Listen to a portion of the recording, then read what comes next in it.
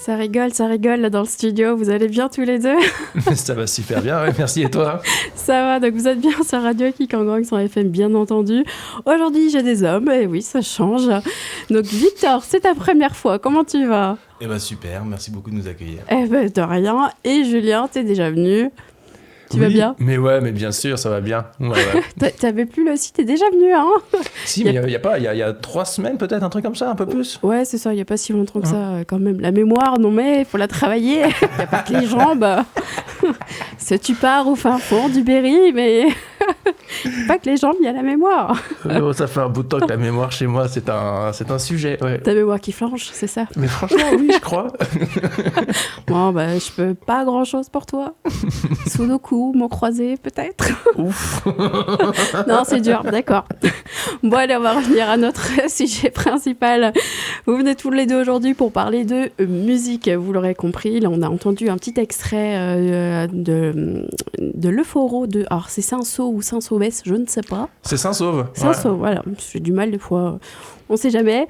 Donc, ça, c'est toi qui faisais la musique, donc c'est plutôt cool avec l'accordéon.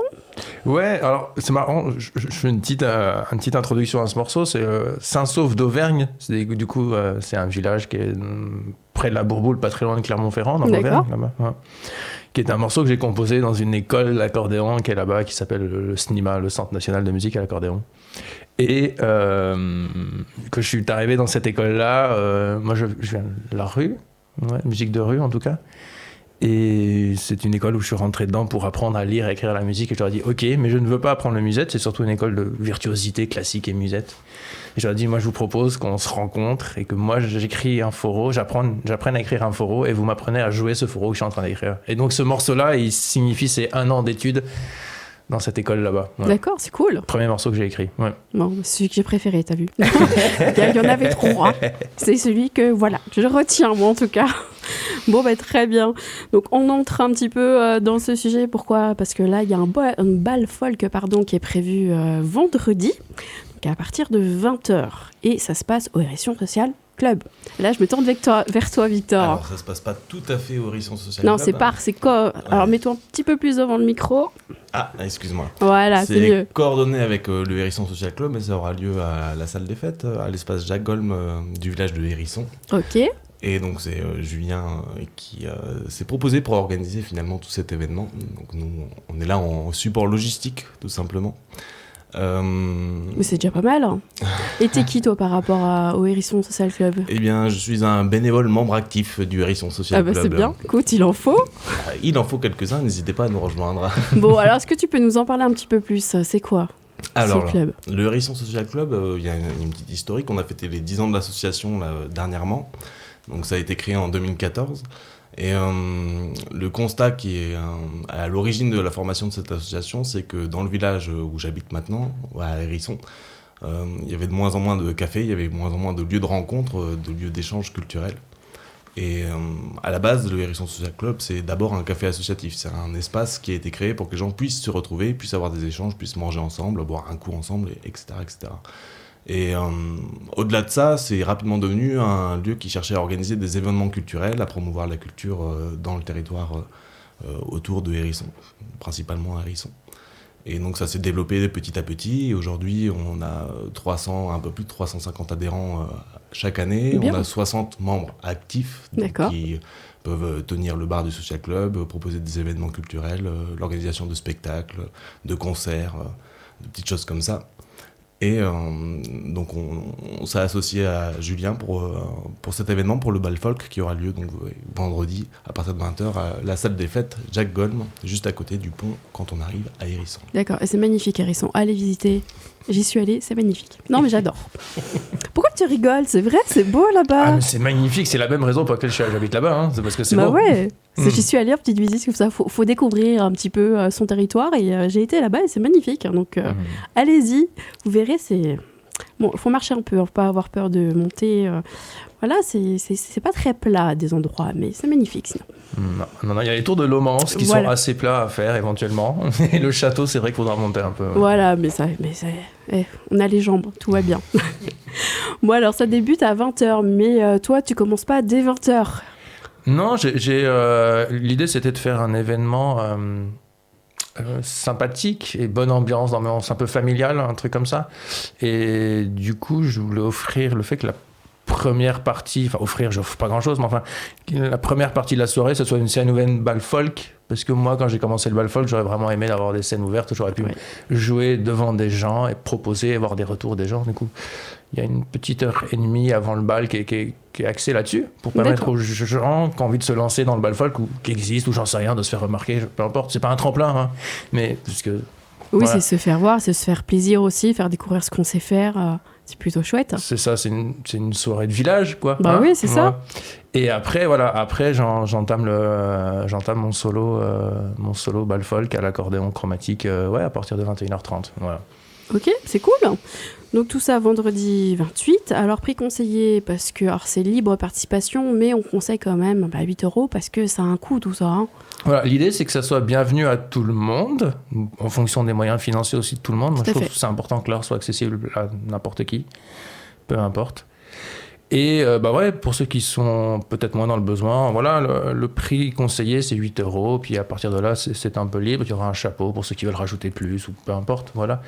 Parce que voilà, il y a des gens à payer, il y a des frais aussi, c'est vrai, moi c'est mon métier, il y a un régisseur son qui vient, c'est son métier, enfin bon voilà, il y a du monde qui est là. Voilà. Tout à fait. Mais voilà, et puis pour ceux qui auraient éventuellement peur de ne pas savoir danser, ce qu'on dit bal folk, ça fait peur, des danses compliquées et tout ça. Oui, c'est vrai.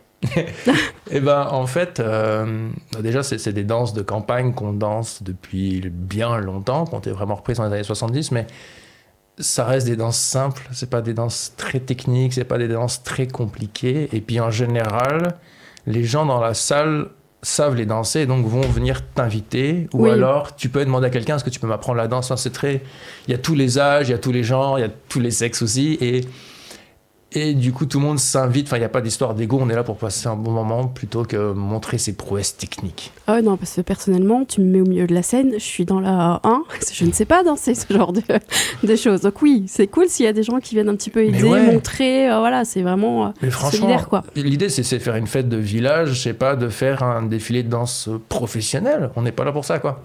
Enfin je suis pas là, mon métier c'est pas ça.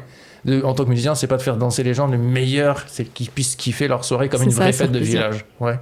Où ça danse. Ouais. Ah, tout à fait. Et chanter aussi.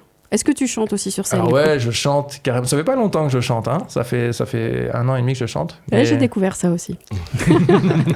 Mais oui, je vais chanter un peu. Je pense que j'ai beaucoup chanté des reprises qui m'ont marqué ces dernières années. Ouais. D'accord. Du Emmanuel Parizel, qui est un accordéoniste diatonique breton. Du Edith Piaf, des choses comme ça. Mais reprise par Zaz, parce que j'aime beaucoup Zaz. Tout à fait. Ouais. Et du Bratsch, éventuellement. Ouais. Voilà, on va voir. Ah.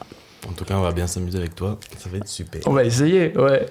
Bon, et est-ce qu'il y aura de quoi se restaurer ou boire sur place? Comment ça se passe? Écoute, vas-y. Ouais, de ce point de vue-là, du coup, le Hérisson Social Club propose de tenir la buvette pendant l'événement. Ok. Donc, on précise simplement qu'on ne pourra pas prendre la carte. Ce sera uniquement en cash lors de cette soirée-là. Et il n'y a pas de restauration en termes de nourriture qui est vraiment prévue. On a quelques gâteaux qui seront faits. Et on pourra prendre une petite part de gâteau pour 1 €. J'invite les gens qui le souhaitent à ramener aussi des gâteaux s'ils veulent partager avec les personnes présentes. J'aimerais rebondir sur ce que tu disais, Julien, tout à l'heure, en reprécisant qu'on a bien une invitation qui est faite à vos musiciens qui veulent participer à la scène ouverte. Hein. C'est fermé à personne, c'est plutôt ouvert à tout le monde. Donc n'hésitez pas, si vous l'entendez, à ramener vos instruments. On pourra s'amuser tous ensemble. Musiciens, chanteurs, danseurs... Oui, c'est ça. Voilà, ça peut être sympa. En général, dans les bal folk, il y a cette scène ouverte qui est pour le bal folk. Donc, ça fait danser les gens sur des danses bal folk, donc la valse, la scottish, la mazurka, les andros et tout, carrément. Et après, le bal, en général, ils vont faire un buff, c'est-à-dire une jam session avec tous les musiciens au milieu de la salle et les danseurs qui dansent autour. Bon, c'est cool. Bon, du monde de prévu, j'espère. Ah on espère aussi. Écoute, on verra quoi. C'est une grande salle, je sais pas à quoi elle ressemble la salle, on peut recevoir beaucoup de monde. Ouais, je pense qu'on peut, à partir de 150 danseurs, je pense qu'on commence à être rempli. Bon, c'est le défi. Franchement, ça serait ouf, mais ça serait génial. C'est le défi pour vendredi. Ouais, je pense. Il y a pas de défi en fait. Hein. Ouais. Oh là, c'est moi qui vous lance ce petit défi comme ça. Mais ouais, écoute, c'est ça. Il y a un petit parquet. Bon, c'est une salle municipale, quoi, mais il y a un parquet en bois, il y a une petite scène, il va y avoir un système de son de montée, 2-3 lumières. On va essayer de faire la chose bien, ouais, je crois. Ouais. Bon, bah, très bien. Et puis peut-être des gens déguisés, parce que c'est Carnaval d'Igrand ce week-end. Ça peut être drôle. Ça pourrait être drôle. Oh, ça serait génial. Mais oui, venez déguiser, mais bien sûr. Des paillettes. Alors, c'est ça qu'on va acheter. On va acheter des paillettes. Je vous donne l'idée. Allez, hop. Bah ouais, c'est le premier week-end du Carnaval, là. Faut en profiter. La semaine prochaine, c'est Moulin. Donc voilà. Venez déguiser, allez, histoire de mettre un peu de fun là-dedans. Et ça pourrait être pas mal. T'imagines un Pikachu qui danse? Ah, mais j'en veux.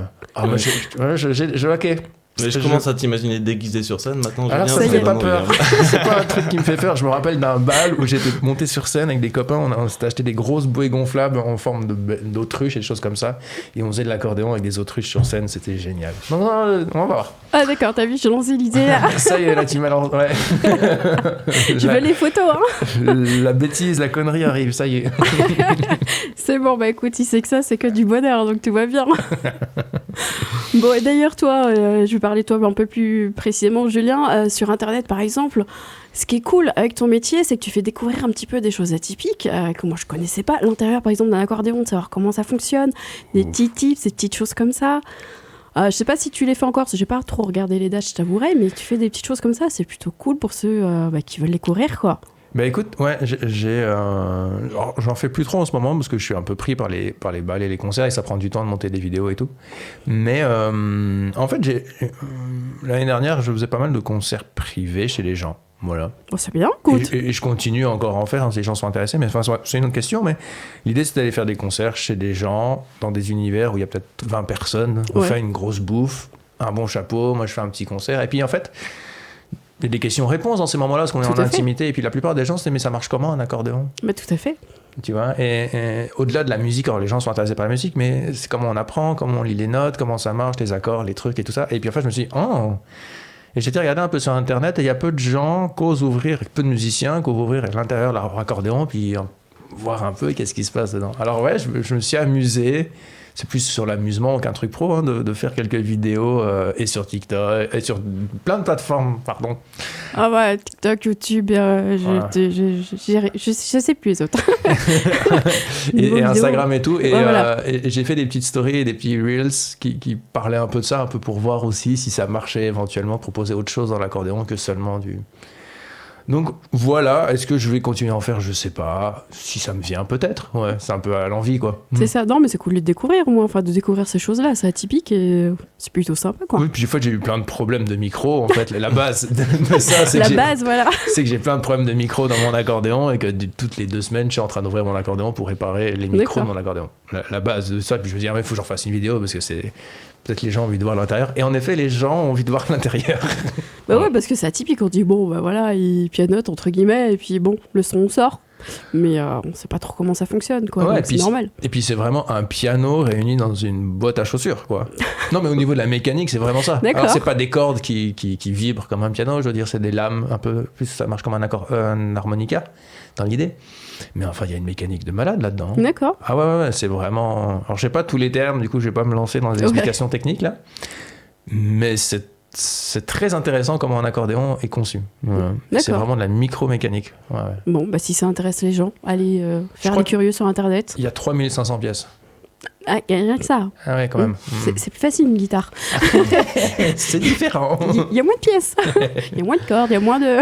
Oui, mais il y a moins de notes. Ah oui, bah écoute, c'est vrai. Il y en a combien de notes d'ailleurs sur un accordéon, tu sais ? Ah, la colle là. La colle, je crois qu'il y a autant de notes que sur un piano, à main droite, en tout cas sur le mien. Je sais pas. Il y a 130 notes. Et alors là, c'est toi qui as lancé le truc. Je sais, j'ai bien compris. Tu t'es mis tout seul là. Et à gauche, j'ai 98 basses, mais ça va pas parler à beaucoup de gens, je pense. Mais non, il y a la même tessiture en fait que sur un piano. D'accord, ok. Suivant les accordéons, on parle d'un accordéon chromatique là. Ouais. Oui, parce qu'il y a plein de sortes d'accordéons aussi. Il y a 2 grandes familles, il y a les diatoniques et les chromatiques. Voilà. D'accord. Et moi, je suis sur la version chromatique. Voilà. D'accord, pour faire danser tout le monde vendredi à 21h30. Et à 20h, ça commence à 20h. Mais et oui, et clairement. 20h, oui, parce que 21h30, c'est toi, et à 20h, scène ouverte pour tous ceux qui le désirent. Musique, chant, danse, venez faire la fête déguisée si vous le souhaitez. Franchement, ouais, on va faire un truc comme ça, là. Ouais. Dernière minute, là, on est quoi? On est le 26, dans 2 jours, allez. Ça va être chaud à préparer en 2 jours. Hein. Oh là. Ah, on ne te connaît pas assez, c'est ça. C'est faisable, d'accord, ok. On va voir. J'ai rien dit. Donc, si vous voulez aller avec Julien et puis Victor, tu seras là. Ah, évidemment. Voilà, si vous voulez les rencontrer, faire la fête avec eux, c'est vendredi 28 mars à 20h, donc à la salle des fêtes de Hérisson, avec le soutien du Hérisson Social Club. Merci d'être venu aussi pour présenter cette association. Et donc, le défi, remplir la salle, tout simplement, Ouais. et s'amuser et faire la fête. Et puis ramener aussi de plus en plus la culture du trad sur Hérisson. Parce que en fait, comment je suis arrivé avec le social est donc en face de ma chambre, hein, donc ils habitent à 10 mètres de chez moi. Bon, écoute. Donc c'était pas compliqué d'aller les rencontrer. Mais à un moment donné, ils m'ont dit, il y a 2 personnes qui s'occupent d'organiser des ateliers de danse trad dans le social. En fait, c'est avec ces personnes-là, surtout que j'ai travaillé, qui sont en lien avec le social, bien sûr, et qui sont membres du social. Et on s'est dit, mais venez, on va continuer de faire en sorte. Ils étaient un peu fatigués, on a un peu fait le tour de ce qu'on peut donner en cours de danse après 2 ans, un truc comme ça. J'ai dit, vas-y, j'ai commencé à donner 2-3 petits cours de danse, et puis je dis, mais tiens, on peut commencer peut-être à faire un petit bal folk de temps en temps. Voilà. Donc et c'est le premier du coup qui a organisé ou alors... Non, c'est le premier qui moi, je participe à l'organisation, mais je pense pas que ce soit le premier de Hérisson. Hein. Avec l'envergure qu'on va lui donner, ce sera le premier. Tu crois? Probablement. Ah ouais? Ok, moi j'ai entendu des histoires de bal folk avec 200-300 personnes quand même. Mais ça remonte un petit peu plus. Ah ouais, ok. Mais oui, donc c'est Chloé et Nico qui s'occupent de donner des ateliers de cours, des ateliers de danse traditionnelle tous les lundis. C'est surtout des espaces de rencontre où des gens qui dansent du trad un peu partout en France viennent partager des danses qu'ils ont appris à tel ou tel bal. Et donc c'est un atelier où tout le monde partage ses connaissances. On a une dizaine de danseurs réguliers à cet endroit-là qui seront là aussi pour animer lors du bal folk à partir de 20h. Donc c'est les gens qui pourront vous apprendre les premières danses, les premiers pas pour que vous puissiez vous sentir à l'aise. Et oui, Julien nous a accompagnés en nous donnant quelques cours supplémentaires de perfectionnement sur des variantes, sur aller plus loin que les pas de base. Et de là est née l'idée de ce bal folk avec... Oui, carrément. Et si jamais il y en a qui se disent « Oh, mais il y aura peu de jeunes », sachez que c'est pas un bal musette et que dans le bal trad, il y a des jeunes à mort. Voilà, je ne sais pas comment le dire autrement, mais c'est super vivant parce que moi, je mélange... Alors moi, je fais du néo-trad, comme ça, s'il y a des gens qui écoutent, qui font un peu la différence, c'est-à-dire que je mélange la musique traditionnelle avec une musique un peu moderne, avec des inspirations du Brésil, comme le forró qu'on a entendu. En fait, le forró, on ne danse pas en bal folk, on danse la scottish en bal folk, et puis du coup, je fais un espèce de mélange, d'amalgame entre les deux, qui s'appelle du néo-trad. Voilà, prendre des inspirations un peu des pays et des cultures étrangères pour les mélanger dedans. Donc ça amène un public aussi un peu plus jeune, quoi. Un peu plus jeune, un peu ouvert d'esprit. Voilà, d'accord. Oui, puis il y a les parents qui emmènent les enfants aussi, enfin les jeunes, les moins jeunes. Il y a tout le monde qui est là. C'est toute génération. Voilà, on verra comment l'Allier réagit, mais en général, c'est assez de la folie, les balles en Allier. Donc on va voir. Voilà, je me réjouis. Bon, très bien. Merci en tout cas d'être venus à tous les deux. Je rappelle, vendredi 28 mars, dès 20h, c'est le bal folk à Hérisson, à la salle des fêtes.